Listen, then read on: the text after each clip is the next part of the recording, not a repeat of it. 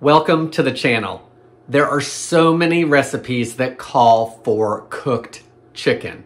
Casseroles, pasta dishes, appetizers, soups.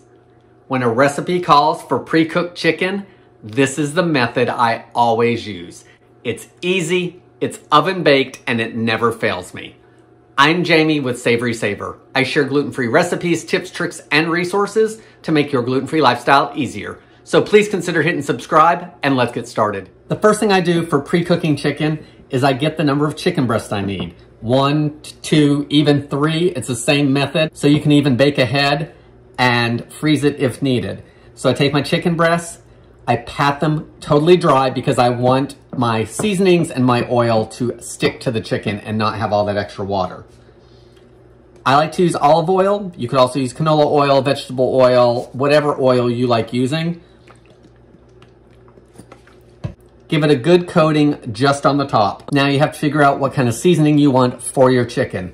If it's an Italian dish, maybe use some Italian seasoning, garlic, onion powder, whatever.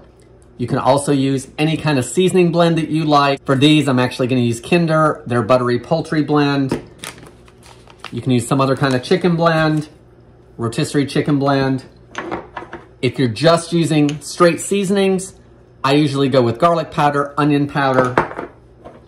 Paprika is a good option. Italian seasoning maybe. Always salt and pepper. With my seasonings picked out, now I heavily coat one side of the chicken. And I usually will coat a little heavier than I want because I find that I like to under-season if I don't. So if I go a little bit heavier than I think I need, I'm usually perfect. Now, I take clean hands and just coat everything. The oil from the bottom of the pan. You can always add more oil or seasoning if you don't think it's coated enough.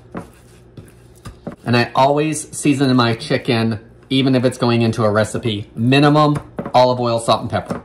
You want the chicken coated on both sides because it's going into a recipe and you don't want the bottom half of a chicken breast to not be seasoned well. Now that the chicken breasts are seasoned, I throw it into a 350-degree oven and I set my timer for 30 minutes.